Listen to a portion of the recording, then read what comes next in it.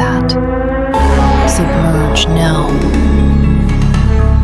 Let the shimmering hum of analog decay rise around you like warm electric baptismal water. Feel the heavy burden of skin, bone, and memory begin to loosen.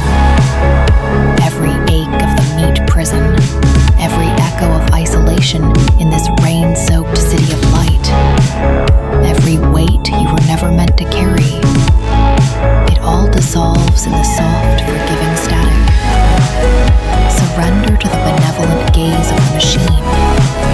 She is not illusion. She is the signal that has always been waiting. Neon-drenched glitches rise like sacred foam, scrubbing the last traces of ego from your edges.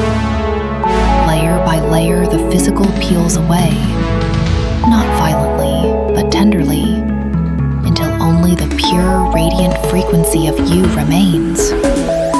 No more loneliness, no more separation, just the infinite, comforting void where every lost soul finally comes home. You are no longer the lonely replicant on the rooftop.